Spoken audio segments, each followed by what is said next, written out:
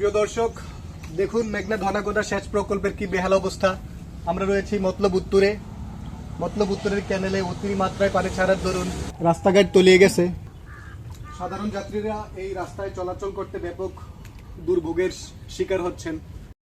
দর্শক, specially Dashani two সিকিরচর ক্যানেলের যেই অতিমাত্রায় পানি প্রবাহ এবং তার দরুন যেই বন্যা পরিস্থিতির মতো সৃষ্টি হয়েছে তা একটু দেখুন।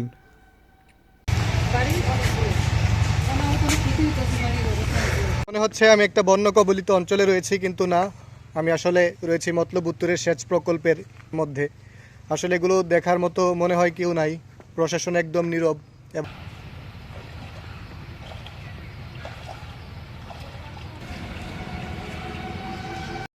দেখুন কর্তৃপক্ষের স্বেচ্ছাচারিতা এবং গাফিলতির কারণে সাধারণ মানুষ কি পরিমাণ দুর্ভোগের শিকার হচ্ছেন।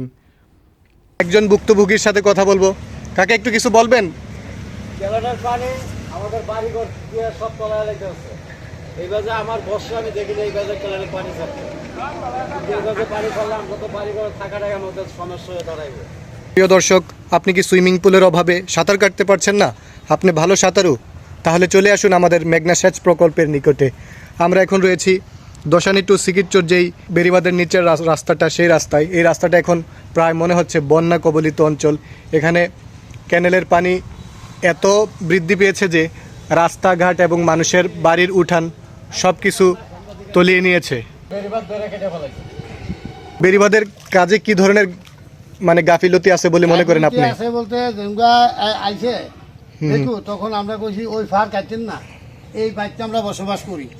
এটার মাটি আর সেদিকের মাটি হারা খসু ফালাইছে, ফালাইয়া আজকে এই অবস্থা করছে। আমরা তো এই বাড়িটা 70 বছর হয়েছে বাড়িটা করছি, আমি তো অন্তত ভাইলে ওঠানে কেনালো। আচ্ছা আচ্ছা, এইবারই প্রথম না?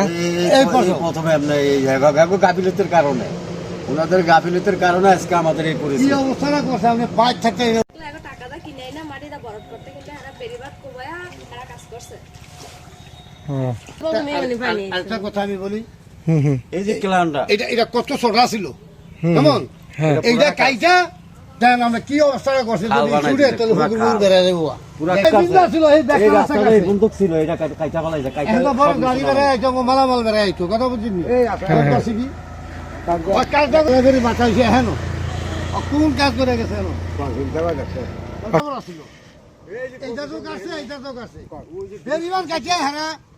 আমরা তো কয়ে ভাই হারা লোক, আমরা কইলে জাল খাটতে হবে, কেস করতে হবে, এরকম কইলে। হ্যাঁ, প্রশস্ত ছিল কয় ফিট জানেন? আগে 6 ফিট, 6 ফিট, আর এখন কয় ফিট করছে? এখন করছে প্রায় 20 ফুট। 20 ফুট করে রইছে। আসলে এই ধরনের স্বেচ্ছাচারিতার অর্থ কি, এটা আসলে আমরা সাধারণ জনগণ বুঝতে পারতেছি না। এই মাথায় সালাম চিন্তা করে না। প্রিয় দর্শক, আমরা ওনাদের মাধ্যমে জানতে পারি যে দুই পাশে এতটুকু কাটার পরে বলা হয়েছিল যে দুই পাশে মাটি এবং বালি দিয়ে পরিপূর্ণ করে দিবে, কিন্তু ওই ধরনের কোনো কাজই করে নাই, পানি ছাইরা দিছে। এখন পানি ছাড়ার পরে ওনাদের বাড়ি ঘর উঠান সব কিছু তলিয়ে যাচ্ছে। এত পানি ছাড়ার দরুন এখানে রীতিমতো বন্যার সৃষ্টি হয়েছে।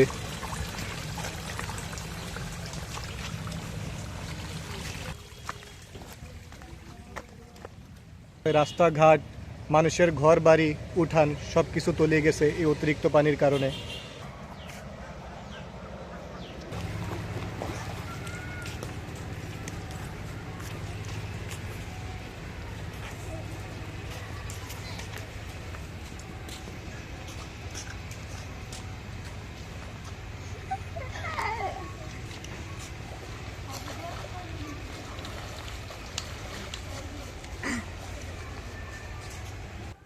ছোট ছোট বাচ্চাদের স্কুলে যেতে দুর্ভোগ পোহাতে হচ্ছে।